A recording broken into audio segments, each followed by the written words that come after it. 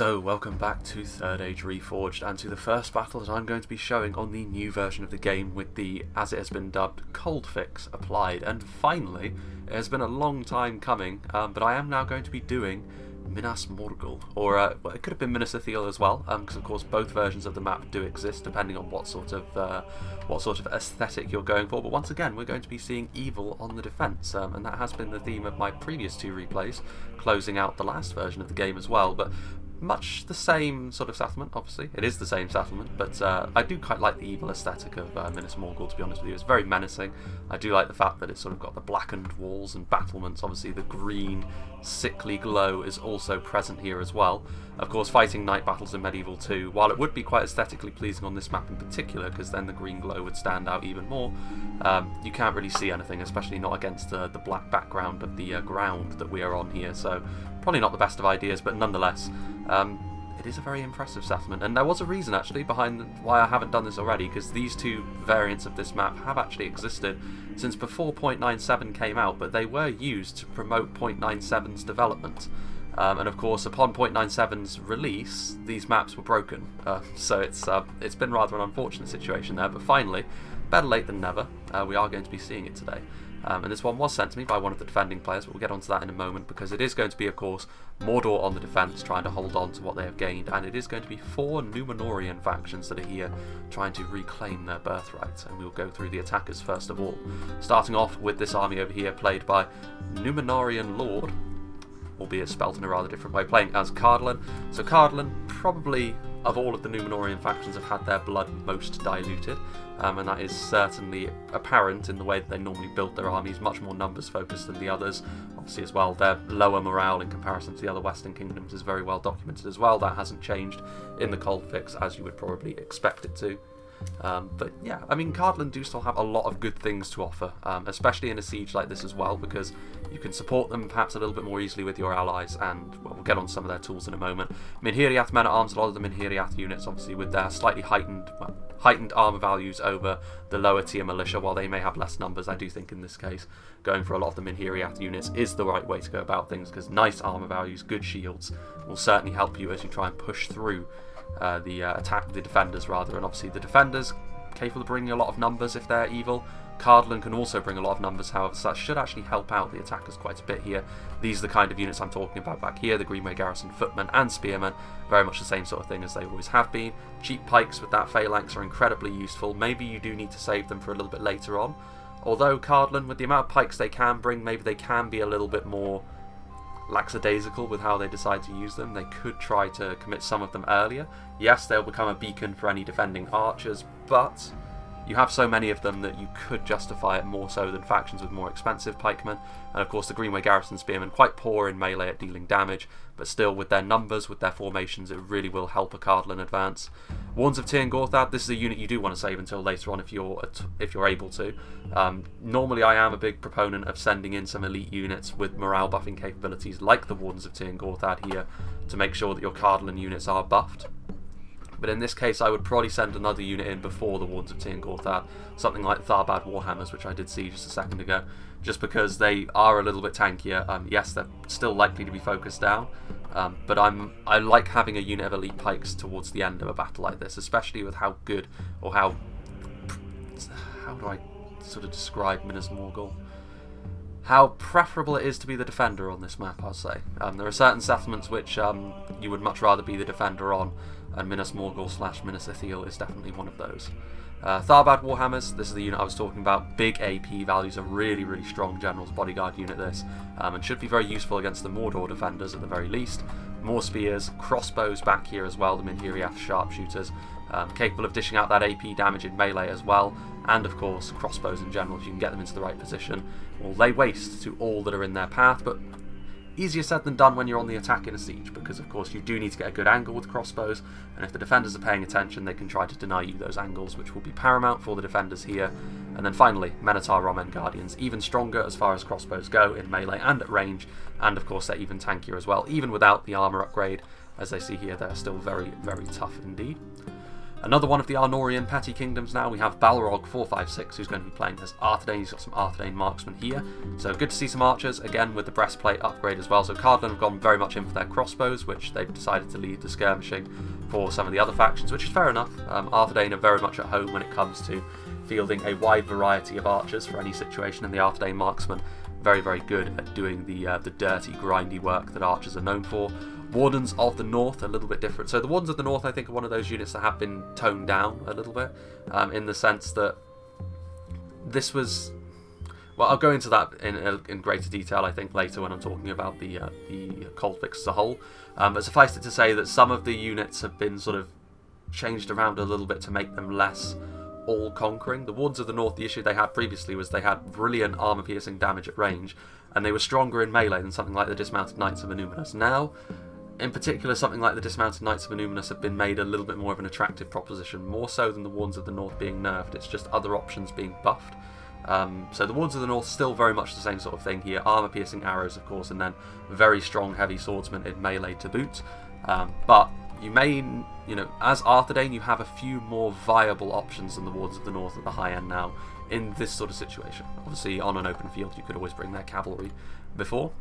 Arthedain men-at-arms, so again, similar to the Minhiriath men-at-arms we saw, they got the first level of armour upgrade with these breastplates. They don't have the full upgrades, but of course, when you're on the attack, how you choose to spend your money can be fairly important. I do think the first level of armour upgrades is a good idea at the very least. It will make your units a little bit tankier, especially in the grindy fights that we're likely to see in the interior of the settlement.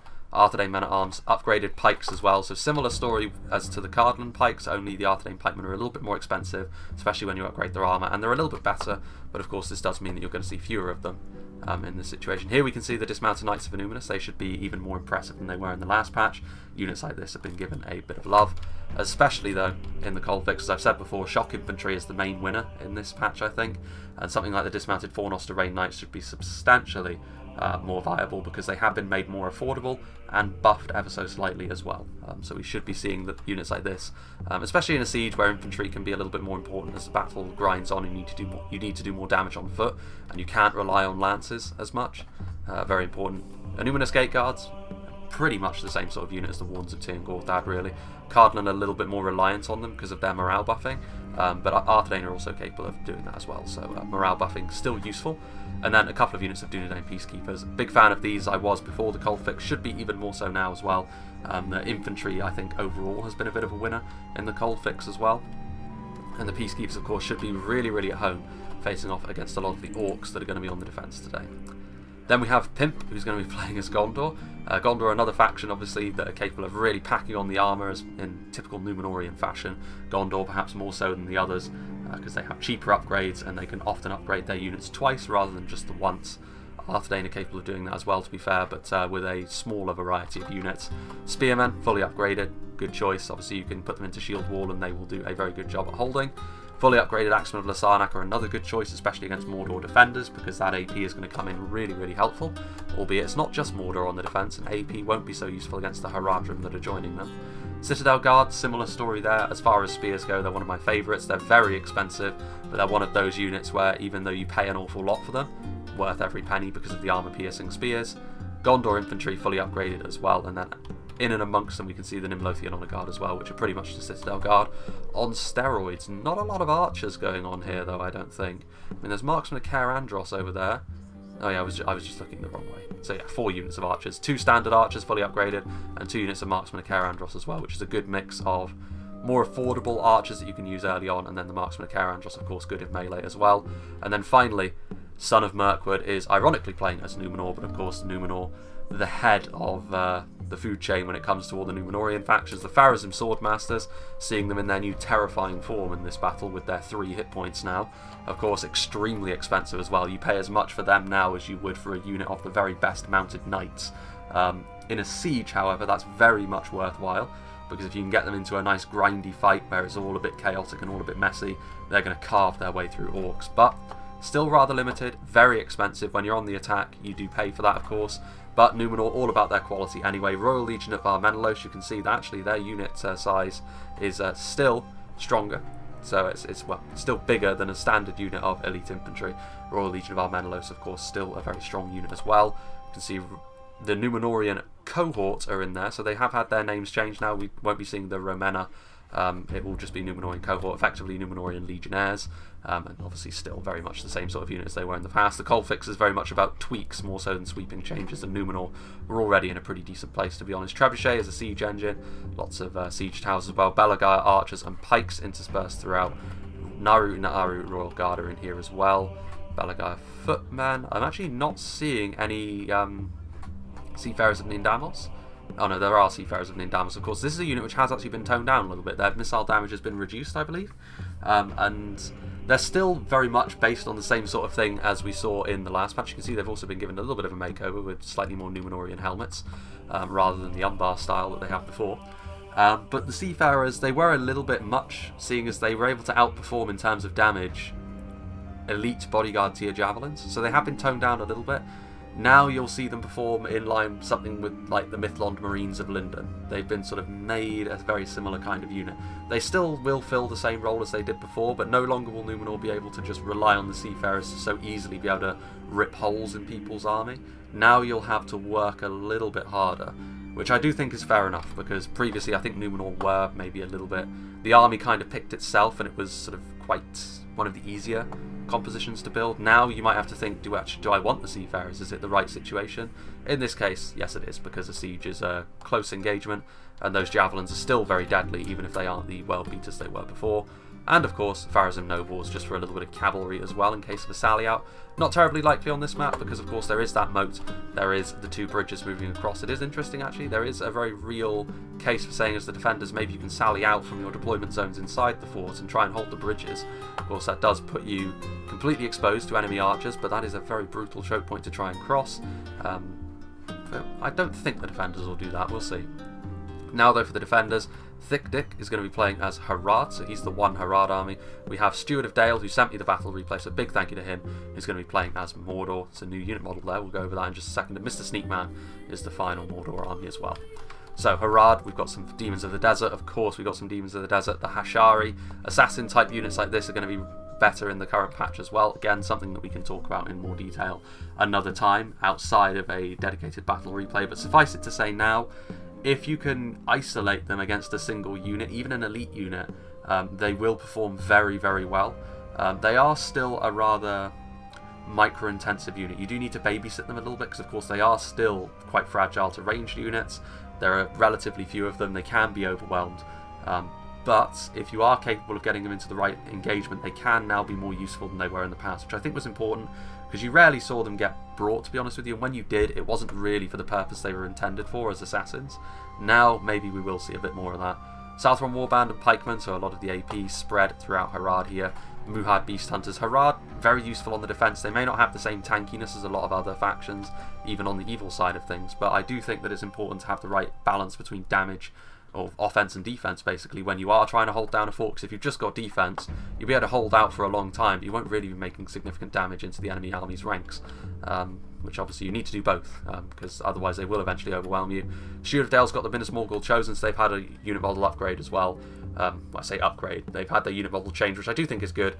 This I think is a little bit more menacing, and I just think it's a bit nicer overall, to be honest with you. Also, the previous model looked a little bit too much like the Angmar armour style. Now though, we've got something a little bit more Mordor-esque, I think. So obviously heavy spears, very good for holding down a settlement most circumstances. Moran on halberds and Moran on infantry. Still here, of course, numbers going to be a big plus for the defenders here with Harad and Mordor. Dismounted Serpent Guard without the armour upgrade on this occasion, but still very capable of doing a good amount of damage, especially alongside the numbers that they'll be operating with today. More Serpent Guard, more Moran on infantry and halberds, Moran on archers as well. Archers are the one thing that perhaps both Mordor and Harad do lack a little bit of strength in. Mordor do have some high tier options in the rangers and the armour-piercing archers, but in a skirmish, the Numenorians will be very comfortable. Serpent's Fang, so this was a unit that was kind of useless, honestly, in the previous version of the game, because it was a bodyguard tier archer unit that cost a whole bunch, but poison arrows aren't really the draw for a bodyguard tier archer unit, especially in such low numbers. Now though, they've been given the same treatment essentially as the Numenorian Royal Guard, in the sense they've been made a very high tier but still regular archer unit. This means that you'll be getting more poison arrows downrange, and it's much more likely that the morale malus will actually have an effect, and of course they're still very strong in melee as well. Muhad Berserkers, Orc Javelins over there, more Hashari, There's a lot of Muhads in here. Again, this is a very numbers-focused Harad army, I have to say. Lots of Muhads and Southrons. Trollmen of Harad are here at the very least, with some Sauron's Will just backing them up. We've got some Trolls here, Olag High, Catapult, and that's it. There's actually some drummers in there as well. Nazgul from the Steward of Dale, Javelins, Dismounted Serpent Guard, and Morannon Archers. So, yeah, lots of numbers on the defence here, which I actually think is a good idea. Adunheim Shadowbows are here also, more Sauron's Will, because it can make it quite awkward for the attackers. The attackers, you have to really carefully consider what you're going to do if you're facing off against a really numbers-focused evil defence, because they do still have some units of quality, but you should be able to really rack up the kill count on a lot of the more basic units. You can see over here as well, unit model upgrade for the Blackguard of Barad-dûr, which I do think was needed as well, because they were kind of a bit naff, to be honest with you, in the previous patch of the game. Now, though, much more menacing, I think. Temple Executioners in there, lots more Morannon units, more Troll Drummers. Mr. Sneakman's got most of his army back here, I think, actually. Temple Executioners again, Morannon Infantry, Champions of Nathrat are over there, more Shadow Bows. So yeah, this is going to be sort of the army that holds the keep. The rest of it, however, is going to be out here. But I will make a cut here, because I do believe that it's going to take the attackers a little bit of time to sort of group up based on where the deployment zones were. I doubt that Arthedain and Gondor will move across the bridges immediately. I'd be surprised if they do. If it is, then it's going to be a shortcut. But yeah, we'll see. I'll make a cut and we'll rejoin when the attackers are approaching the gates. So actually, I think I'm going to rejoin sooner than I expected, because the defenders, much to my delight, have sallied out of the walls. Now, this is a risky move, but they're not daft, because they do know how to set out their stall here, especially over here on the bridge. Arthedain decided not to take the aggressive route that Gondor is taking, moving across the bridge soon, not allowing the defenders to get set. And unfortunately for Arthedain and Cardolan, this does mean that they're going to have to advance into this bridge. A lot of archers are set up, but the Morannon archers aren't the problem here. The real problem is going to be these lads over here, the Adunheim Shadowbows and the Troll Catapult, which is really ready to just shred the attackers as they come across the bridge. So perhaps there was a case for saying that, you know, Arthedain could have actually deployed over on this side of the river slightly. There is a case for saying maybe they should have done that. Yes, they would have been quite far away from any support, but they wouldn't have had to go through this bridge now. And as it is, this is going to be a pretty gnarly situation for them, I think. I do think that Gondor has actually done the right thing here by moving across quickly and not allowing themselves to get bottlenecked as well, because it will allow Gondor and Numenor a much clearer avenue of assault into the fortress's grounds itself. And to be honest with you, Gondor and Numenor are also the two stronger factions when it comes to their infantry overall. Arthedain and Cardolan do have options there, but I do think that they're a little bit more tilted towards their ranged units. Arthedain with their archers, of course, and Cardolan with the crossbows. You can see their Minas Morgul chosen. For the time being, Gondor is just waiting, and I do appreciate here the fact that the defenders have gone out. You can see actually the Morannon Infantry, lower end Orc units, they rushed out quickly to mount this defence. They're already winded. That's what you get. You do get what you pay for in many situations. You can see here the Serpent's Fangs are now firing the poison arrows coming out, immediately starting to shoot into the Gondor archers, interestingly enough. It's unlikely you'll be able to break units this early in an engagement, but it is just letting Gondor know that we're not just going to let your archers set up and do your thing with regards to a nice clean skirmish fight for you. And I also like the fact that Mr. Sneakman is front loading here with the really heavily armoured Minas Morguls chosen, because they will be able to defeat basic Gondor infantry and spears in melee, even with the upgrades for Gondor here. Like, this is one of the better Mordor units. They may be spears and they may kill infantry relatively slowly in comparison to other units, but their survivability is most certainly there. And if Gondor want to beat them, they will have to send forward something a little bit more serious with regards to the damage. Axemen for Sarnak would definitely do the trick. Citadel Guard, of course, would as well. Basic units won't. I am a little bit concerned maybe that Mordor is own. You know, there is a lot of Gondor units over here. 1-to-1, these Minas Morgul chosen will do quite well. But this isn't 1-to-1. Gondor do have a distinct numbers advantage here. And they may need to send forward some of the Morannons here, and that wasn't a particularly successful charge, I have to be honest. Only a portion of the unit decided to charge forward, and they're going to be surrounded and skewered by all of those Gondorian spearmen. All too happy to accept that gift they've been given. But here comes Mr. Sneakman coming forward now. He's not daft, he knows the situation he's in, so he's going to move forward and he's going to try and put the pressure on Gondor here. And I agree, Gondor have got a lot of their army back there, and most of the units Gondor have sent across, basic infantry and spears and basic archers, there's nothing especially scary out here. If there was some of the Axemen of the Sarnak or the Citadel Guard over here, I would be a little bit more reluctant if I were Mordor to move forward. Maybe sort of force Gondor into moving towards me. But Gondor is making the same decision that I think a lot of players will make, in that we're going to send forward just our basic units first. We're going to try and not lose anything too important early on. But as a result of that, of course, you don't have a lot of quality early on if Mordor decide to take the fight to you.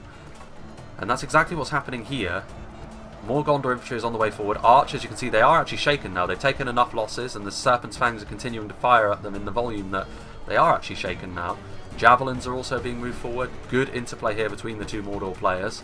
You can see coming forward now, Belagaya pikemen taking hits from the Arthedain shadow bows. And there are no blood spray now from the Rangers. This battle will be a fantastic litmus test, actually, of whether the frame rate can withstand Rangers now. It'll at the very least be better. I'm still not sure I trust Rangers with regards to the frame rate, but we'll see. Minas Morgul chosen charging into the Belagaya pikemen. They do have the armour upgrade here, the Belagaya. But if it comes down to a close quarters fight, pikemen like this, unsupported, will get swallowed whole by the Mordor infantry here. And not the best start for the attackers. I do think they've been outmanoeuvred just a little bit. But Arthedain men-at-arms moving forward. This is actually maybe the best way to deal with the situation as it stands now for Arthedain, because if they move forward in a blob, the catapult and the Rangers will rip them to pieces. However, the downside to doing something like this is, yes, they'll establish a bit of a beachhead over here, but a unit of basic Arthedain men-at-arms like this is going to get rolled by a unit of Olag High, especially if they're being supported by Haradrim javelins. So it is an interesting situation, this. And also they're sending across some stronger units as well. Dismounted Fornoster Rain Knights and Dunedain Peacekeepers. I mean, at the very least, these siege towers are getting in the way of the Ranger fire a little bit. But playing with fire here, Arthedain. I mean, they do need to find a way to get across the bridge, but to send forward some of these units so quickly, I maybe would have been tempted to send forward Greenway Garrison Spears. I know on the other side they said, you know, you've got to commit some quality as well. But in this situation where you've essentially been outmaneuvered and Rangers are just waiting for you, and there's Demons of the Desert there as well, it could go very wrong for Arthedain and Cardolan very quickly. Of course, it could go very right as well. If the defenders aren't paying attention, then they will lose all the advantages they could potentially gain from that. Mordor, meanwhile, still holding it down on the front line very, very successfully. The Morannon infantry are shaken, but all they need to do is fight alongside the Minas Morgul chosen, and the line will continue to be held. Numenorian Shield Guard are coming forward. Of course, they, previously called the Nardukadar, are armour piercing as well. So now Numenor are bringing forward some quality units. We should start to see this fight turn around a bit in favour of the attackers. I mean, these javelins are coming in, and these Orc javelins have already certainly paid for themselves with the damage they've already done to Numenor and Gondor. But the quality in infantry that Numenor and Gondor are both able to bring to the field should be too much for the defenders in these outer reaches of the settlement. The question is, can the defenders bleed the attackers enough to make this worthwhile? You can see here, Minas Morgul chosen being backed up by Sauron's will, and even fight, it says so far.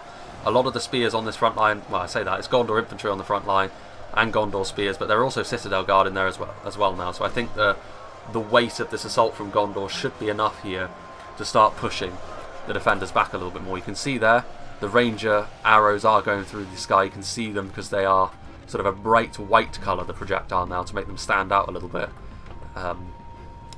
They are going to shoot in. I mean, there's a lot of Gondorians there, and the Arthedain shadow bows as well. Among Rangers are some of the better armoured ones, so they can actually withstand a little bit of punishment at range. Yeah, and over here you can see this is kind of what I was fearing would happen to these units that were crossing the bridge. I mean, to be fair now, it's not just Arthedain men-at-arms that are over here. There are Dunedain Peacekeepers who will be able to do more damage to the Trolls, but Dunedain Peacekeepers, I've always likened them to sort of, you know, they're trash killers. Low-tier units, like, for example, lower-tier units like the Morannon Infantry will get dumpstered by something like the Dunedain Peacekeepers because of the additional damage by those axes. The problem is, though, the Dunedain do trade in a little bit of their own melee defense when they use axes as opposed to swords, which means they do have a little less staying power. And against Trolls, like, I suppose I would prefer the better damage, to be honest with you. But the problem is, the Dunedain Peacekeepers are a small enough unit that if you send them forward alone like this, the Trolls are going to be able to overwhelm them more quickly. They needed a little bit more support, and actually, interestingly enough, it's the siege towers that are getting in the way of that support. But again, the silver linings of that for the attackers is the fact that most of these Ranger projectiles are not actually hitting, or at least some of the Ranger projectiles are not hitting. Forward come Cardolan now, though. A lot of the Greenway units, of course, very low tier. The sort of thing which, to be honest with you, the Trolls will love to fight, but again, Trolls, they always have a shelf life in a battle like this. There's only so long the Trolls will stay on their feet for, even against all that trash, but they will rack up an impressive kill count, which is all the defenders will want to do, to be honest with you, because the defenders, their primary concern in this battle initially will be to bleed the attackers, take away enough of their oomph that by the time they get into the settlement and trying to take out the interior fortifications, they just don't have the manpower to do it. This could also work both ways. By sallying out so much of their force here, the defenders, they could lose so much of their manpower. They're not able to defend the interior of the fortress as well as they would like. Forward come the halberdiers, more AP from both them and the Sauron's Will and the javelins, and they're still holding over here Mordor, but there is a bit of a gap appearing, and they're trying to cover that gap now, but the halberds are getting shot up pretty badly by the archers that are in reserve. Son of Mirkwood using his Narun Aru Royal Guard to really good effect there. And of course they're pretty decent in melee as well. They're tanky in melee at the very least. Very difficult to skirmish with their armour and shields as well. A real asset that Umbar and Numenor both share. These Morannon archers look like they're out of ammunition, of course. This is a good position for archers to be in. The Serpent's Fangs and the Morannon archers have been shooting from up here. But Gondor especially, but Numenor as well, are factions that are capable of withstanding a lot of basic arrow fire. Ooh, and that was a trebuchet shot. And what did it hit? I don't think he was actually using flaming shot there, which surprises me a little bit. No, he was. So he hit the Sauron's Will and the Blackguard of Barad-dûr. Not terrible targets to go after, but you can see how accurate a trebuchet now is. Not a lot of ammo though, so you do need to be sure that when you're using the trebuchet, it's on targets you really want to kill. And I suppose the Blackguard in this situation, like the worst thing for the attackers would be if they start to stall out completely. The Blackguard of Barad-dûr could come in and really turn the screw. But I don't think they're in danger of that happening. Marksmen of Caer Andros are here in support. There are these secondary lines of axemen. Mordor are pushing forward, but honestly they're pushing forward a little bit too far at this point, I think. And playing into the hands of some of these really strong attacking infantry units. Over here, meanwhile, more reinforcements have arrived for Mordor. Orc javelins are in melee. Not really perhaps what you'd want to see, but the Saurons will have done quite well for themselves. Gondor have been suffering at the hands of quite a lot of this AP and of course the ranger arrows that have been coming in to hit them. Morannon halberds arriving on the front line now to also shore things up. Added AP, of course. That's one problem Gondor do have. I mean, AP is never going to be wasted against them because it's only really the rangers that AP is not going to be useful against. And if you're facing off against rangers in melee, chances are it doesn't matter what you're hitting them with, they're doing their job well. Meanwhile, here you can see, yeah, you can see Blackguard of Barad-dûr routing. So actually, if they can get their own siege towers out of the way here, Arthedain and Cardolan have got a golden opportunity here to start really pushing in and start worrying the defenders, because that's the only way back into the fortress for the defenders, that gate. They could be cut off here by Arthedain and Cardolan.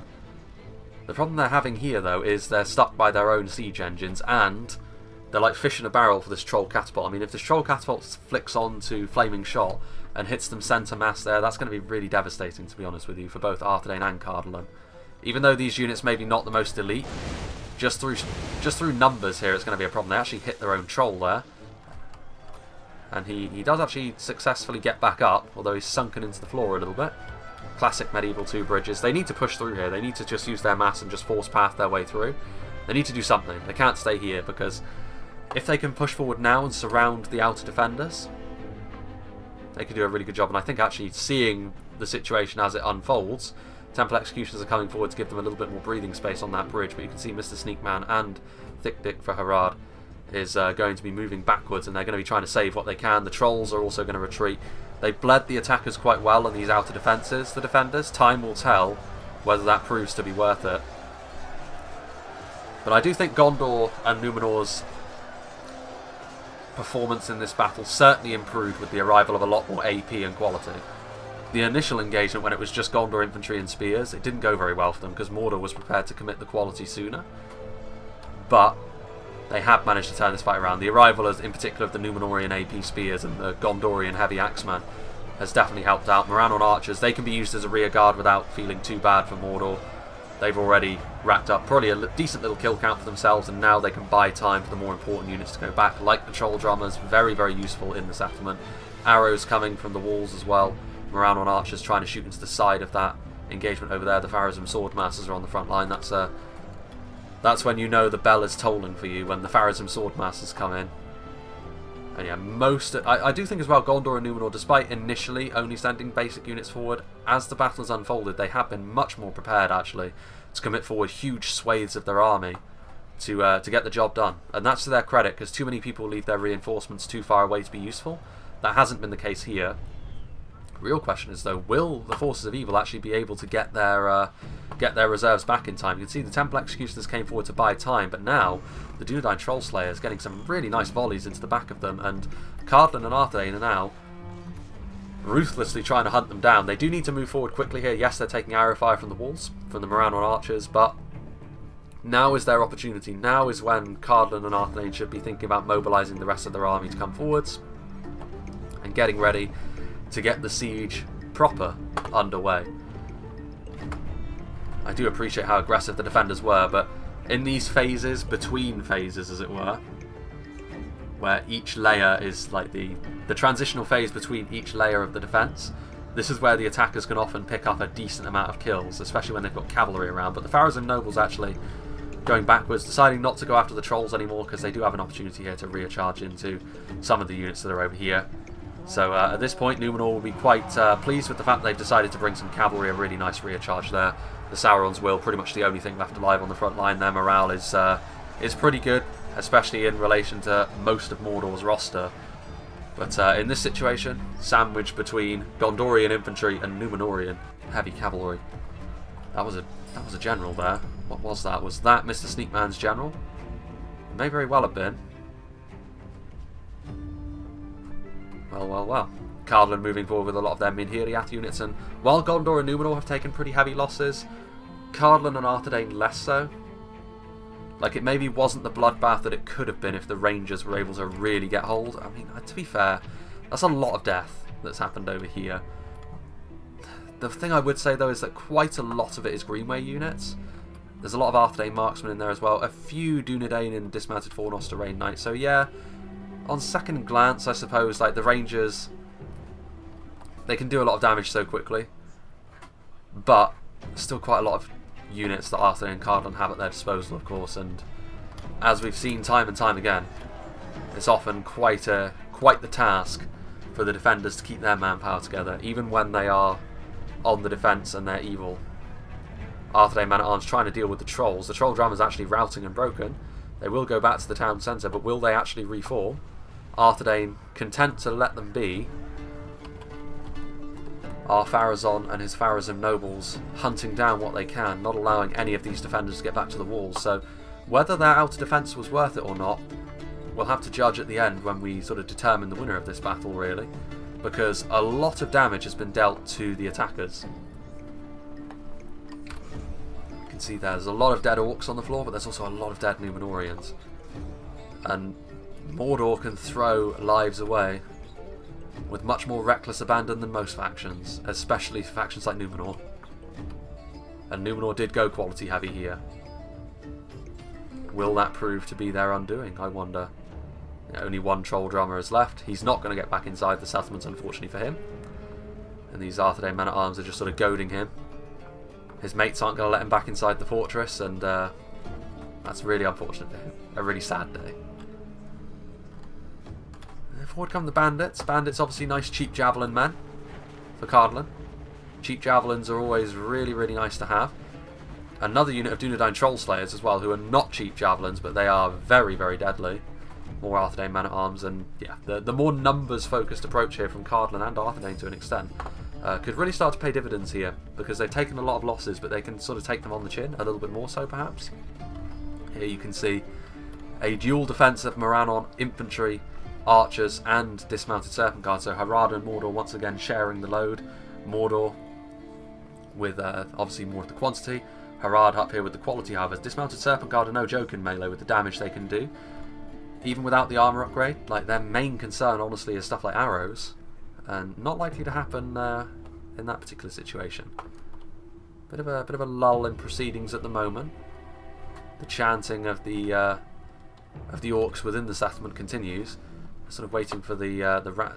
Have they even brought a ram? Yes, they have. They have got a ram.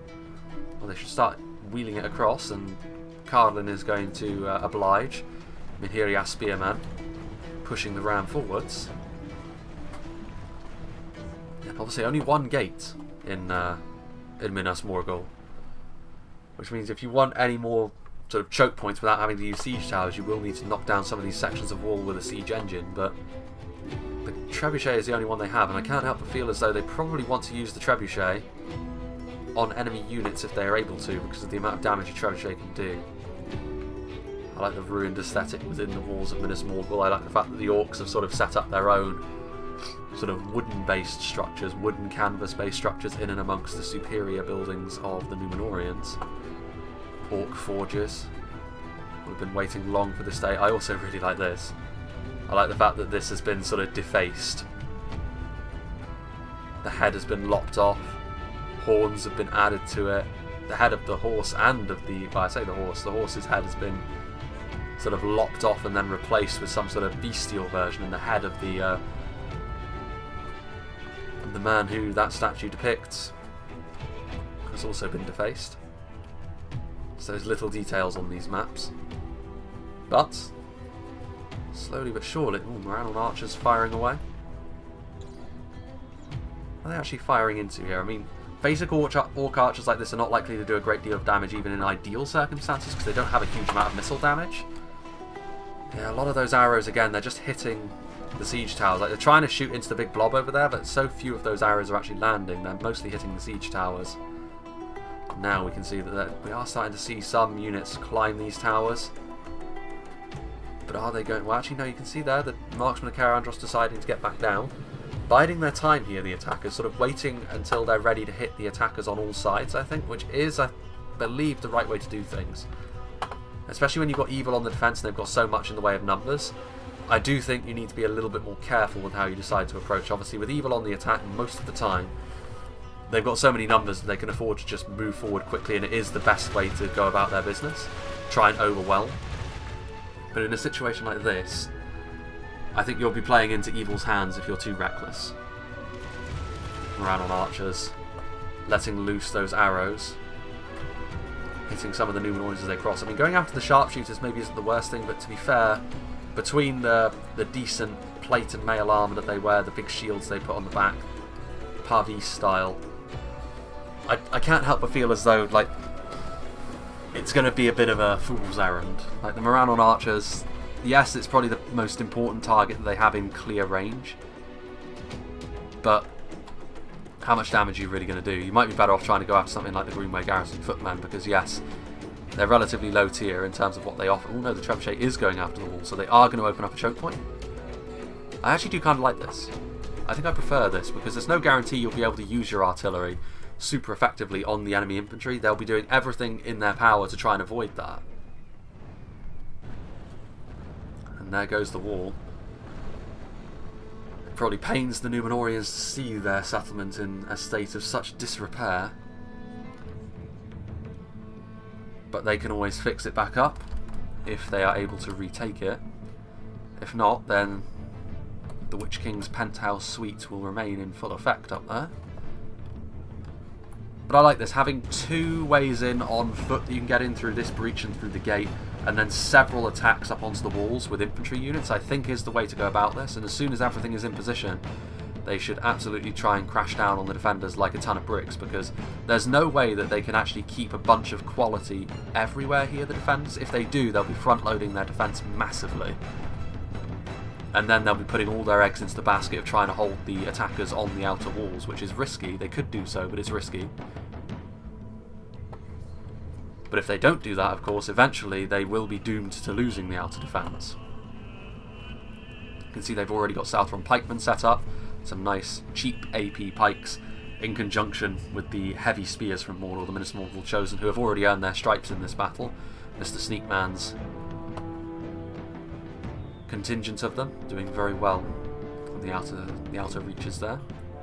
The enemy are battering down our gates. Gondor Spearmen are now heading up the wall, so now I think we're going to start to see a bit of a coordinated assault from the attackers, which I like to see. What are they doing here? I don't know what they're trying to accomplish there. So what they've done is they've got the ram in place, and now they just need to... a bit of classic medieval 2 pathfinding there, where they're sort of deciding what angle do we want to go at it. Do we want to just go straight on, or maybe from the side? No, just get the ram in place and start battering down the gate. That's the one thing about Medieval 2 that unfortunately will never be fixed. The siege pathfinding in this game will always be very clumsy. What have we got going on over here? Units heading up these siege towers? Well, actually, these ones are opening up now. You can see, you have to do a bit of a hop, skip and a jump to get on top of these walls. And the Gondor Spearmen are coming in. I mean, the Gondor Spearmen will do very well against the Morannon Archers because, of course, they're very poor in melee. But fully upgraded Gondor Spears, especially in these kind of numbers, will get rolled by dismounted Serpent Guard. It's going to be all too easy, actually, for the Serpents. Over here, though, healthier Axemen of Lasarnak should do pretty well against the Morannon Infantry. Now it's pretty key at this point that the attackers keep up the pressure. Now that Gondor has decided to blink first, essentially, and send their units in, it's going to be up to everyone else to follow him in. He's doing the same thing over here with Citadel Guard and Gondor Archers as well. Citadel Guard are very strong, but I mean the Serpent's Fangs are very good in melee as well. Those big two-handed shotels that they wield. Most of the time, Citadel Guard can count on having a real leg up in melee against most of what they fight, but I'm not sure that's the case in this situation. The Serpent's Fangs are certainly no joke, especially seeing as the Citadel Guard are already depleted. They should be pretty well off there. Sauron's Will are here. Again, Cardolan getting up onto the walls now. They have a little bit more in terms of disposable manpower, but I don't think Minhiriath Spearmen are going to make too much legway, or too much headway, I should say, against the dismounted Serpent Guard here, yet again, and over here actually the Serpent Guard have got better support in the shape of the Sauron's Will. That AP is going to be very, very useful against the basic Minhiriath units that are coming up here. But Cardolan is coming forward in numbers. More AP actually from the Southron Warband, but the Southron Warband, their defensive values are pretty poor. Through the gates, Cardolan battering that down, so several positions now being pressured, but the attackers do need to do this all at once if they are to have much success here, because so far the defenders are comfortable. And yes, this looks intimidating, but you just need to flood in and trust that your quality will carry the day. If you drip feed in too much, you're going to be playing into the defenders' hands way, way too much. And now the big axes hewing their way through the orcs. The problem up here isn't really the Morannon units, it's the fact that there are Serpent Guard up here, and the Serpent Guard are having the better of this engagement against the Gondorian spears. It does feel smoother, the game. It does feel smoother. Again, this is a settlement that is, I think, devoid of fences, and so immediately as I said that, of course, the game crashed. Instant karma, really, I think is the operative saying there. But regardless, maybe I won't get so greedy with the extreme close-ups when there are things like towers, or walls I should say, crumbling. But the Minhiriath Spearmen are still over here and they are shaken. I mean, this is the problem with Cardolan when you're trying to take a wall. The fact that their morale can be an issue because you can't really lead the way with a lot of their morale buffing units, because of course their morale buffing units tend to be their very best ones, and if you lead the way with them they get focused down too easily. Wardens of Tyr and Gorthad are also pikemen, so you don't really want them taking point on any sort of wall taking duties. Interestingly enough, over here though, Pharazim Nobles, I've also got my keys the wrong way around when I played it up, so now my up and down are the wrong way around. A comedy of errors here. Most unfortunate. I think it is the wall going down which is causing this this problem. So hopefully, if Son of Mirkwood can just get that out of the way, we can resume normal service. You can see, however, that there are still actually some units that are perpetually routing back out here, but a lot of there's still some Numenorians dotted around over here. There's still some Numenorians at the base of this wall over here as well. Did he just miss at close range with that? There we go. And now the trebuchet should not have enough ammunition to actually continue with that. So we'll get back to the matters that are at hand within the walls themselves. And you can see here that I'm making the same mistake time and time again, where I'm getting my keys the wrong way round. But Axemen of Lasarnak, defeat seems certain for them. The Citadel Guard are going to come up onto the walls to try and give them a bit of a hand, which they probably needed sooner than this, if I'm being brutally honest, because the Axemen of Lasarnak are now on their last legs without any sort of reinforcements. There's only a few Morannon left, and so that small smattering of Citadel Guard that they just got committed forward there, 16 of them, should actually be enough to see themselves over the line. There are some Numenorian Shield Guard, but again, depleted units only are what is being sent up onto the walls here, and Harad and Mordor will be very happy to deal with that over on this flank. Still not a lot of action happening through the choke points they've opened up. Like, it's all well and good opening these sections up, but if you're not going to use them, then what's the point? A little bit of damage being done here, presumably from javelins on the other side. Yeah, Dunedain Trollslayers trying to do the thing. Trying to do their thing, I should say. Minas Morgul Chosen and Southron Pikemen are here, still ready to meet the advance of the Gondorians and other Numenorians that are on the other side of that wall there. You can see that, to be fair, Cardolan have sent forward men in bulk, and now men-at-arms are also climbing the wall. To be fair, I probably would have sent the men-at-arms in first rather than the spears, but that's just me. Both of the... I mean, really, it's just a matter of numbers here. Cardolan are going to need to try and clear a spot on the wall. Now that they have done that, actually, now would be the time to send some elite units up on the wall, especially with this close by. I mean, when you've got Temple Executioners on hand, basic Minhiriath are not really going to cut the mustard. You're going to need to have a little bit more than just that. Meanwhile, over here, some Hashari moving backwards, so sort of preparing their inner defence, because eventually, sooner rather than later, I think, we're going to be seeing some action in the inner reaches of the settlement. Moranon archers firing over the house. That's a good shot, actually, to bank over the house into the wall there, but they can scarcely miss with how many Minhiriath are actually up on those walls. And still, only the siege towers are being used. I have to say, I think this is a fairly bad situation for the attackers, because they're still bleeding manpower, but they're not really making any gains, and they're not attacking in the numbers they need to be. Axemen of Lasarnak and the Citadel Guard have finished off the Moranon Infantry pretty much, just in time for the Nazgul to come along and give them a beating. Of course, the Nazgul, against depleted units like this, the Nazgul are just going to easily be able to win. As individual unit models, like Nazgul are pretty much the strongest infantry in the game, but of course there's so few of them that rarely will you see them get the kind of kills that some of the other really high-end units can get. Well, that's actually kind of a lie. With regards to infantry, as long as you use them correctly, they should. And in this situation, of course, it's all too easy. Numenorian Shield Guard being dealt with. One of those towers has actually been taken away, interestingly enough. There's still Moranon Infantry guarding that section over there. Numenorian cohort coming forward. More Gondorians. There are Gondorians and Numenorians over here, but again, this assault should have been happening. Even if it was failing, this assault should have been happening while this was going on before. This should have happened sooner than it has been. These Arthedain men-at-arms have managed to close up with the Moranon archers, stop them from firing. Again, a good thing that the attackers are doing now, but they do need to send in more reinforcements. In come some Balagire archers, depleted Balagire archers. They will at least stop the Haradrim from closing up on the men-at-arms, but they won't stop the halberds. And if the halberds do come forward, the AP from the side might be just the thing to really disable this unit of Arthedain men-at-arms. Even as it is, these Balagire archers won't last long against the sheer numbers coming at them. I mean, I can see why the Naruna Iron Guard are sort of preventing the halberds from closing in. But how long will these Arthedain men-at-arms actually last for? I mean, they're already shaken. Is it going to be a successful push, I wonder? Serpent's Fangs are there. What have we got here? Southron Warband.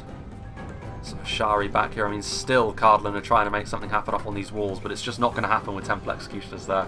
They are taking losses, to be fair, the Temple Executioners, but the Cardolan forces are getting hit with arrows, they're getting hit with javelins, they're having to go up against some of the scariest heavy swordsmen in the game.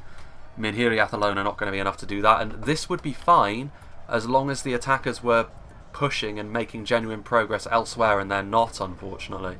And I feel as though this is because they don't feel as though they have the numbers to do so, when really they do. They're just dawdling too much.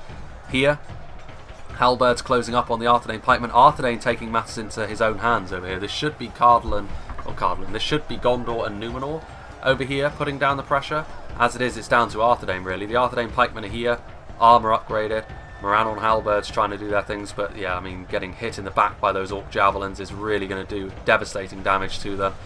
1-to-1, halberds do tend to do quite poorly against pikes because of the additional range the pikes have, but in this situation the halberds don't even really need to do the damage, just distract them long enough for the orc javelins to do the business.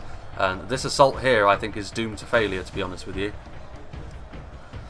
The two Arthedain units that have been committed forward don't have much longer to live, I don't think. I mean, Mahud Berserkers have come forward now to help out the Moranon archers, not soon enough to save them, but the AP coming forward from Harad will be more than sufficient here to deal with this Arthedain assault. Better units are coming forward now in the Dunedain Peacekeepers, but again, this is all a bit slow from the attackers. Not brave enough for me. And Gondor once again thinking about coming forward, and again it's down to Arthedain. I mean, I'll give Arthedain some credit, at least he is moving forwards. The other, I mean, Cardolan are also doing it as well up on the walls, but as a unit, I thought the attackers, from the looks of things, how they were getting their towers into position, how they were sort of getting ready for an assault on all sides, it was looking good. But then there was no coordination after that, and they may end up losing the fight because of that, to be honest with you.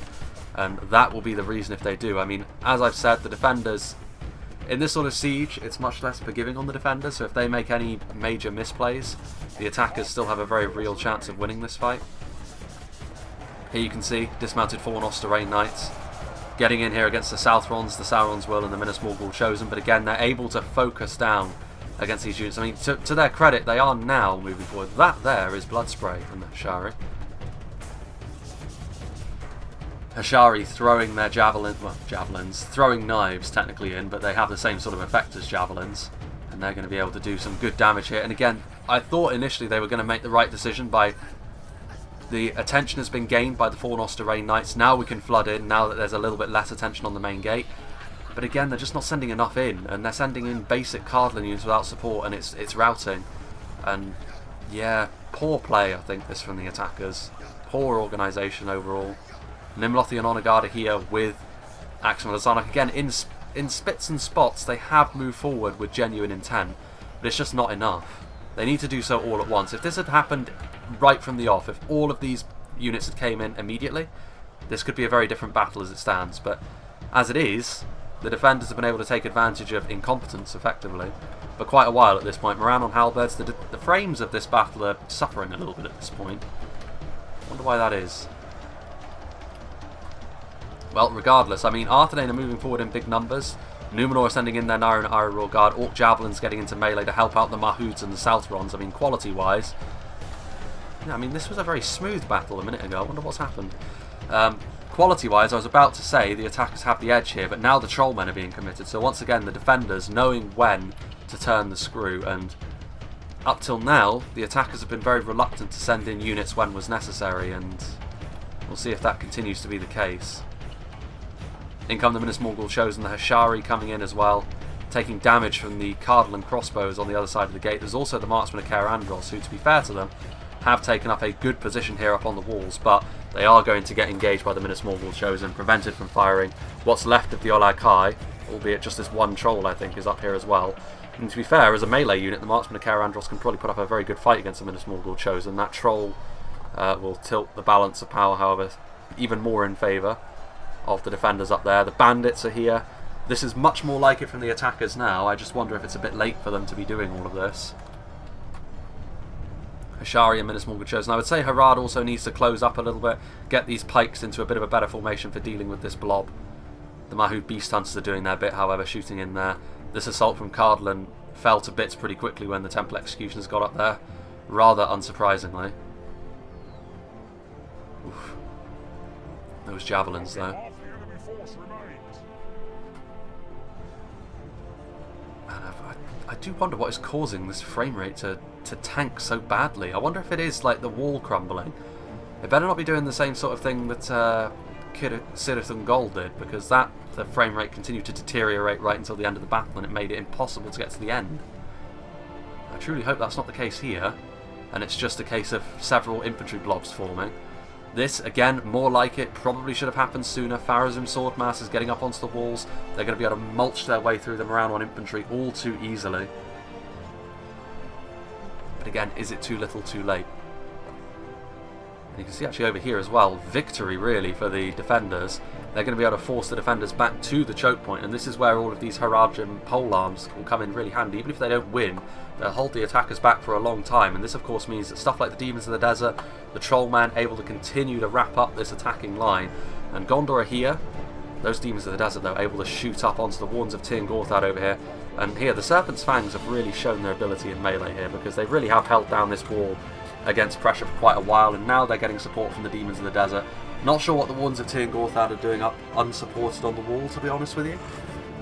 But there they are, and they're going to get lanced by the Demons of the Desert's projectiles, unfortunately for them. Most unfortunate. And a bit of a counter-attack here, I have to say. I think that the defenders really feeling confident, and rightly so. The attackers haven't really organised themselves in the fashion I was hoping to see. And yeah, I mean, now they're sort of taking the aggressive stance here, the defenders, which I really do appreciate. This could blow up in their face, but they've earned the right to be a bit arrogant, I suppose the word would be, cocky. Sort of really start to take the fight to them, and you can see actually here the Blackguard of Barad-dûr doing it as well, really breaking up this assault, pushing the attackers back outside the main gate. And a good idea, to be fair, because the crossbows were shooting in through the gate, not as effective as crossbows can be, but they have stopped them from firing. The Blackguard probably will fall away, though. I mean, they're not the best in sustained melee, and they pushed a long way into enemy territory. And let's face it, the Minotaur Roman Gatekeepers are pretty damn strong in melee anyways. But being supported by the Southrons and the Moranons, again, lower tier units, but a nice little counter-attack outside the gate here. And I think it's fair to say that the defenders are the more experienced players here. Definitely the more recognisable names in comparison to the attackers, but that's kind of to be expected. I mean, the defenders have the harder job in these kind of sieges. The attackers do tend to have an easier time of it, so it does help having more experienced players on the defence. Dunedain Troll Slayers throwing their projectiles in, doing a lot of damage to that blob as well. I'm not surprised the Moranons are shaken, to be honest with you. And there is still the matter of the sharpshooters. They may have stopped the Minotaur Roman Gatekeepers from firing, but they haven't had such luck with the Troll Slayers or the sharpshooters, and they're going to pay the price for that here, the defenders, unless they continue to come out in numbers, which it looks as though they're going to. Oof, boy. That is lethal. Evendim Archers back here with the armour upgrade. That's wild. They may still be wearing shorts, but at least their shoulders are protected. Relatively low quality arrows, but still it's more and more damage that's being poured into that massive blob as it tries to come forwards. The Trebuchet is still here. It was flinging rotting meat. I mean, to be fair, that's not a bad idea. Numenor's morale here is going to keep itself together much better than that of the Southrons. And the Southrons here, yeah, there goes the Cardolan general. Pushing a little bit too far into enemy territory, and the Hashari doing their job there. Assassins. Being general killers is one thing they're most certainly intended for. Athelian Rangers trying to do their thing. I mean, yeah, the attackers do have Rangers as well. Can they get them into a good position, though? We shall see. They're not really needed over here, to be honest. I mean, the Shadow Bows are trying to do their thing. Ranger to Ranger, I mean, it's not really what you want to be using your Rangers for if you're the attackers at this point. Save them for a little bit later. They can be your way back into the fight. The Trebuchet crew coming forward, as are the Troll Slayers getting into melee. And this should be enough to break them, and then they should be able to move forward a little bit easier, and then maybe hit from behind. The Serpent's Fangs will be ready to stand in the way, but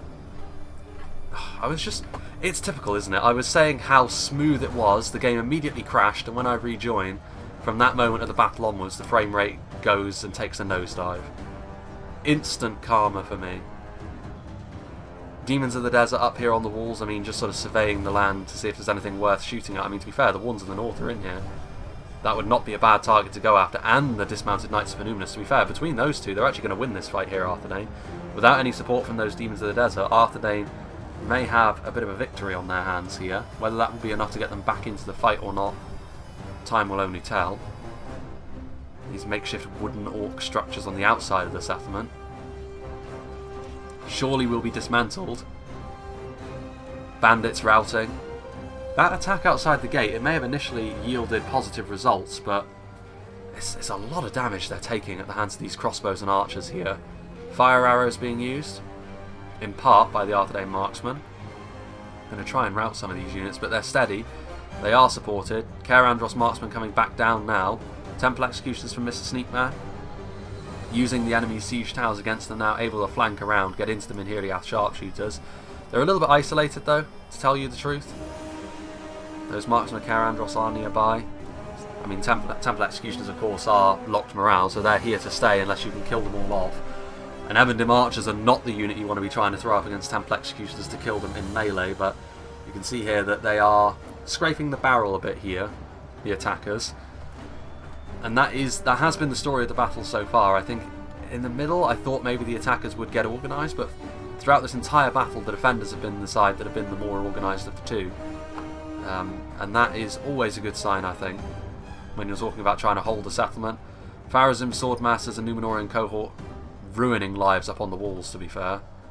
Temple executioners from Steward of Dale being sent in to try and stop the rot over here. I mean, this is an area of the settlement where, to be fair, they're doing quite well for themselves, the attackers. Dunedain Troll Slayers may be running out of steam a little bit. There's not enough of them left to deal with all the Hashari and Troll Slayers alone, but fortunately for them, they do have the support of the Royal Legion of Armenelos.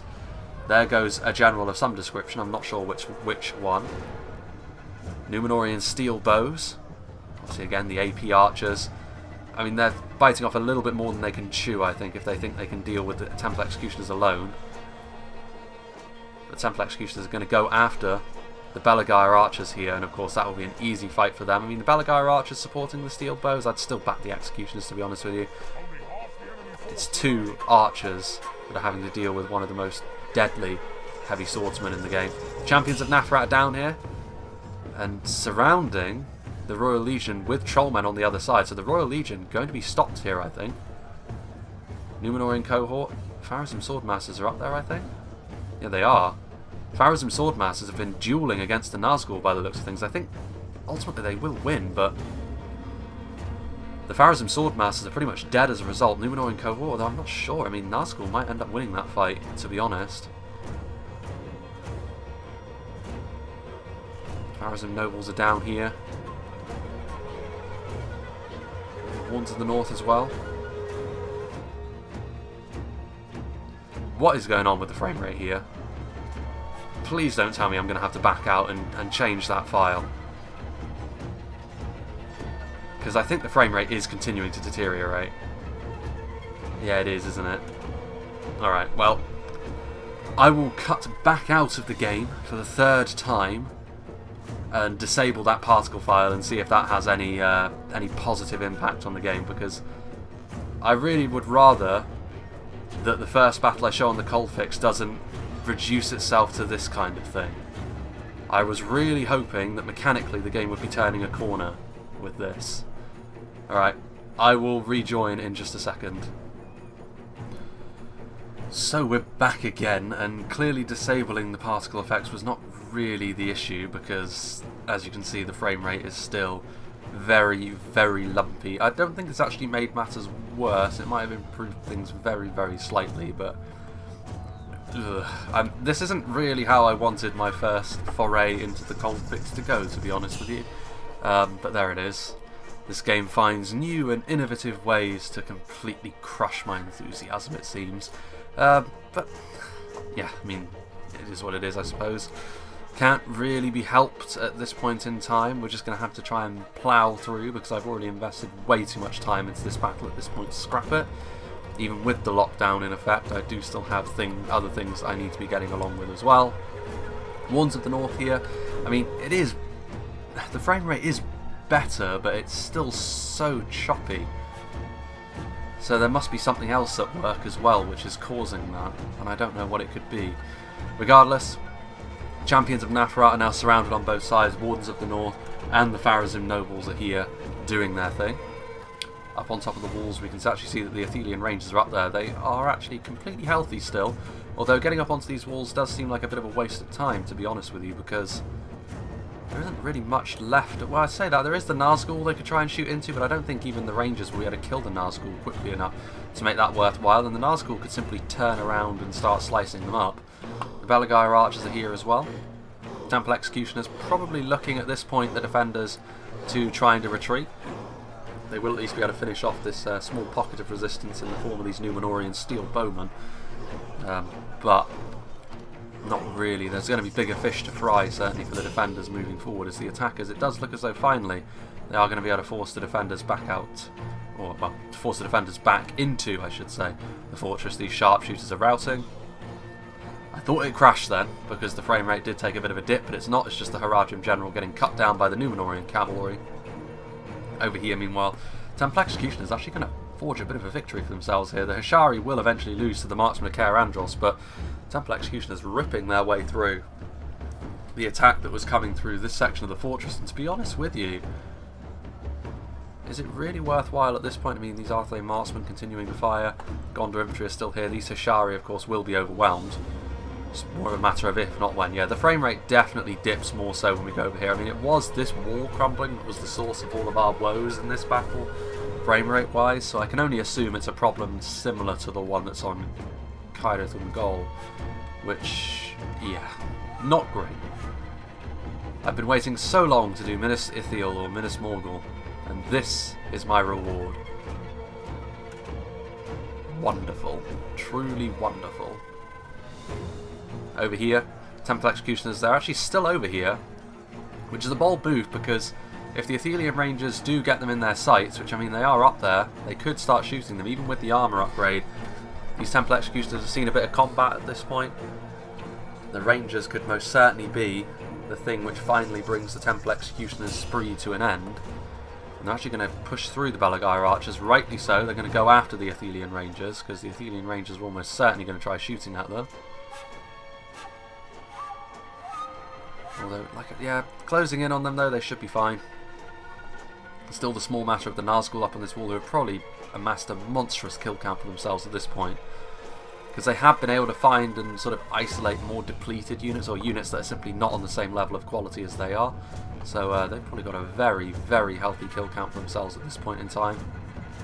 Pharazim Nobles are a problem for the defenders, because they're still running around here and they could be a real thorn in the side of any defending units that are still trying to sally out. I mean, it's not as if they can retreat at this point. Temple Executioners are now being focused down by the ranged units. Arthedain Marksmen going to try and use fire arrows. Fire arrows are a bit of a waste on Temple Executioners because you're not going to rout them, and it will eat up more of the valuable ammo supply that these marksmen still have left. You never know. A few of these volleys could be all it takes for the attackers to go on to win this fight, but as it is, they are going to dump more of that. Pharazim Nobles in there. I think they are going to finally rout off a lot of these units that are in here now. Pretty much everything that's left has been routed. Minas Morgul chosen. Spears could be able to bring down a few more of those Numenorian knights. Many of the Athmen-at-Arms are over there. There are still Hashari left alive as well. The Master of the Karandroth is electing to ignore them, which is maybe not the best idea. There's only 2 of them left. You could kill them off pretty quickly. Hope you're enjoying this battle as it happens at 9 FPS. Temple Executioners. Steward of Dale's general still very much alive. Athelian Rangers, I think they were chased off. I don't think they were killed. Which bodes well for the attackers moving forward, because they do need something like a unit of Rangers to loosen the pickle jar, as it were, I think, as they get into the final stand of this defence, which there's not much left, to be fair, for both sides. It actually surprises me how much of this battle there still is left to play, considering both sides at this point are very, very depleted. And honestly, if it comes down to the defenders being unorganised at this stage, the attackers could very well still go on to win this fight. Unfortunately, still, the battle seems to be clustered around the walls where the frame rate is at its very, very worst. Ugh. Hashari. Arthedain Marksmen are here still, firing away. I mean, it's not really worth shooting into that blob at this point, is there? You're more likely to hit your own men. You're going to win that fight in melee very easily. Pharazim Nobles are there. And Imlothi and Honor Guard were in there as well. Surprises me, actually, there's still something left at all. What is it? No, it's Temple Executioners, that explains it. 3 of them only, but they do take some killing. But surveying the battle as it has happened so far, having a look at the kills, we're at 97 to 95%, which tells me that there's going to be a lengthy gap between this and the final attack, which is a problem because the frame rate still, the bad frame rate applies even when I go up to times 6 speed. So I'm going to be here for a while yet, it seems. But the attackers are now ahead in terms of percentages. They do still have rangers available to them. All of these things are the sort of observations you would expect to end in an attacker victory. But Temple Executioners, Nazgul still alive, Troll Catapult still alive, and it will come down to one final choke point fight, you would imagine. It's going to be a pretty grisly one at that as well, I think. Temple Executioners are going to get back in time. Arthedain Marksmen. Man, if I could go up to times 6 speed and actually show the battle in an acceptable manner, I certainly would. Imlothi and Honor Guard, only 12 of them remaining. Pharazim Nobles not going to be so useful in this situation unless they can worm their way in without getting shredded by that kind of by the kind of attention that the catapult will want to give them. Also, these units that are perpetually routing in the town centre, if they do get brushed by attackers, they will return. Nothing too substantial there, but you never know. Could be enough to make a difference. 1 Orc Javelin. It's the officer as well. There are the Nazgul. Okay, sod it. We're going up to times 6 speed. And there we go. Rapid, isn't it, when the frame rate is crashed through the floor?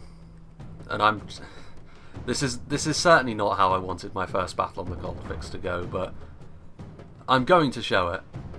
I'm not scrapping this one. This is coming out. And hopefully this is not a sign of things to come, because there are reasons why, mechanically, this new version of the game should be more stable. And I can only assume it's for the same reasons as Cyrith and Gol. I can only assume it's because of the architecture being used for the outer walls. And when you damage it, it causes the frame rate to go really bad. And if that is the case, then that is something that does need to be looked at, to be honest with you, because who knows how many settlements that actually applies to. And it's not good. It's not good.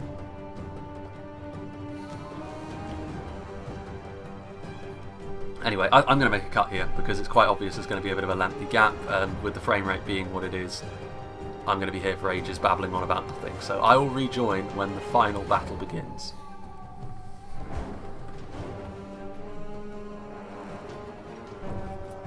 Alright, I suppose we're back for the final fling in this battle. The frame rate is a little better now that we're down to the final dregs of both armies. And you can actually see that the defenders, they didn't really have to do this, but they have counter-attacked outside, and with that decision they may carry with it their destruction, to be honest with you. Their main benefit to what they had was they had a choke point that they could effectively just hold with their Nazgul and with their Temple Executioners, and they didn't really need to counter-attack like this. I can appreciate the fact that they have done it, but I think they're going to lose as a result, to be honest with you. I mean, if they do end up pulling out the win here, it will be fairly remarkable. It is a little bit chaotic. I mean, there are still units back here. You can see there the Arthedain Shadowbows trying to hold in there. Arthedain Marksmen, units are all over the place. Down on 1 speed, to be fair, at this point it's not so bad. But man, this has put a bit of a downer on my whole day, to be honest with you. What began with such promise in this battle, buttery, smooth frame rate, I've managed to get my graphics settings about how I would like them going forward. Everything was looking up, and then the mechanical fragility once again reared its ugly, ugly head. And hopefully it's not the case in most big sieges, otherwise it's going to be a real problem moving forward. A real problem. But let's hope that's not the case. Troll Catapult, still 4 of them. What they're hoping for here, I think, is that the attackers sort of nudge these units back into being active again. None of it is particularly impressive though. I mean, it's Southron Pikemen, Moranon Halberdiers, still 6 Minas Morgul chosen. I think maybe the defenders, what they should have done is try to hold the choke point a little bit better than they did. There's still 4 Nazgul, to be fair, and 4 Nazgul might be the difference, especially if all of these units get knocked back into being active. I do kind of feel as though the 4 Nazgul will be enough, because at this point the numbers are so depleted for both sides that having a unit like Nazgul, even as depleted as they are, should be enough in sheer quality terms, especially when you're seeing little instances of battles cropping up like this, with Arthedain Marksmen isolated, fighting off against Trolls and Nazgul. Going to be too easy for them. Dismounted Knights of Numenor, the General actually coming forward, another Arthedain Marksman coming forward, but the Marksmen are going to be mostly dead. I'd be amazed if they didn't rout very, very quickly. The armour upgrade is not going to be enough to save them against the kind of units that they've decided to engage, and now it's a Nazgul up against the Arthedain General. Well, well, well. I mean, to be fair, the battle itself has been very good. It's been very close, back and forth, high quality. It's just a shame that the mechanics have let it down. I say mechanics. It's not really mechanics. I don't know what the word for it is. Yeah, it's the wall, because as soon as we go out here, the frame rate takes another nosedive. And I'd really urge the developers to have a look at this, because I mean it's something to do with the architecture of certain walls. When you knock them over, it causes the frame rate to plummet. Cyrith and Gol has it, this battle has it. Even disabling the particle effects does not fix the problem, so it's something intrinsic with how these assets have been developed. And it needs to be improved, to be blunt. I've mulched my way through a lot of battles that have gone this way at this point, and it's getting old. I'll be honest. I thought that this hotfix would be enough to mechanically improve things to the point where it would be not as noticeable. And that may very well be true, but this isn't a very promising start, is it? And this was supposed to be sort of, this is the hotfix. This is, we've gone into like this brave new world. New stuff, changes. I was supposed to be upbeat about this, and in the end the game has crushed my spirit again. I don't like putting out battles like this because it's clearly not an adequate viewing experience when this is the visuals that's coming your way, but what am I going to do? Players are admitting defeat now at this point, which is probably for the best. I think the defenders are going to win this just through sheer quality, because I just don't think that the attackers have got what it takes anymore. Pharazim Nobles as well are over there. They're just stood there. I mean, the Pharazim Nobles could have been activated earlier and the attackers could have won this, which makes me wonder actually if the Numenor player crashed. Oof. I'd be really interested to hear what this battle was actually like to play in as well. Or whether it's just the replays that suffer from this, or whether it was actually... To be fair though, big scale sieges like this can often be a bit laggy in this sense anyway, when you're actually playing in them, so it might not even be that noticeable when you're playing. Still, I hope you've enjoyed this slideshow. Pharazim Nobles are here. There's still... Yeah, sod it. I'm cutting to the end of this fight at this point. It's been a comedy of errors enough. We got to see at least what the defenders were doing, but there's still so many frames left and there's no good reason for it.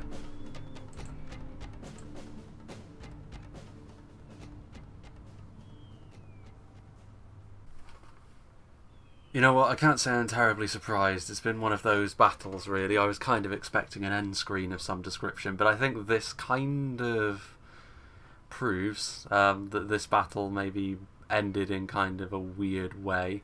Because we're not going to be able to see the end screen, because it's just a replay finished type situation.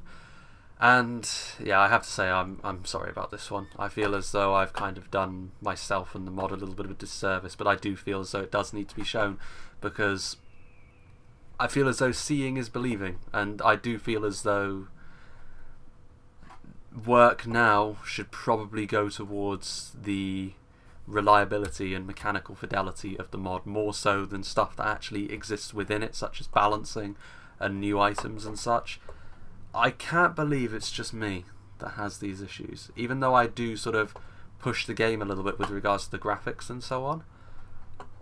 I do it in replays themselves. Like, there has to be something. Surely it can't just be me. Like, if it is, then, well, that's unfortunate, I suppose. But yeah, I mean, this was supposed to be sort of the grand unveiling from, well, at least with regards to the content on my channel, of the new hotfix, of the stuff that we can look forward to, and in the end it's descended into one of these, which were more common than I would have liked in 0.97 original, where every bit of enthusiasm I have for watching the game in front of me gets sapped away, because of course it does. You know, I've been sat here at this point for over 3 hours trying to mulch my way through this game, and for at least half of that it's been me watching what is effectively a slideshow of the battle happening before me, and yeah, I mean, it's not great. I mean, to be fair, the battle itself was of good quality. The defenders did win, and it did come down to the quality in the end. I believe the Numenorian player probably did crash, or something went wrong, because his cavalry just sort of hung around in the gate and was eventually killed off by the Nazgul. Replay finished in favour of the defenders, very, very close. So with regards to the Steward of Dale and all the players that were involved in the battle, big thank you to all of you, because this was a battle of good quality and it deserved better than this, I have to say. Nice to see Minas Morgul, but to be honest with you again, I kind of regret wanting to do this settlement for so long at this point, given the fact that this was my reward for that desire. Yeah, I mean, I am bummed out at this point. It has put a downer on my whole day, if I'm being brutally honest with you. But I will still show it, because it is Minas Morgul. It is the first battle that I've done on the new cold fix. I'm just going to call it the new patch. 0.97.1, it will be dubbed from here on out. And yeah, I do have another battle on this version of the game, which is another large battle as well. And after I've finished doing that, hopefully the mechanical problems will not be present on that one as well. If they're not, then I can surmise that it is the architecture, and I have a very big feeling that it is, because like I said, Caerhun Gol also suffers from this problem. When you damage the outer walls of it, the frame rate tends to just disintegrate as the battle goes along. I feel as though that's probably the issue here as well. There is an outside chance that it's not, however, and the next battle will also be plagued by something similar, but let's hope not, because I'd really rather that not be the case, because it's going to make my job in supplying Reforged content difficult and very, very frustrating moving forwards. I would like to say that this probably isn't an accurate representation of the work that has been done on the mod, to be honest with you, and it is very regretful, to be honest with you, that this will be the first showing that I give of it. But it's also an honest showing of what I'm giving of it, so what am I supposed to do? Like I said, I'm sorry for this, really. I hope you enjoyed it for what it was, and I hope you will join me for whatever is next.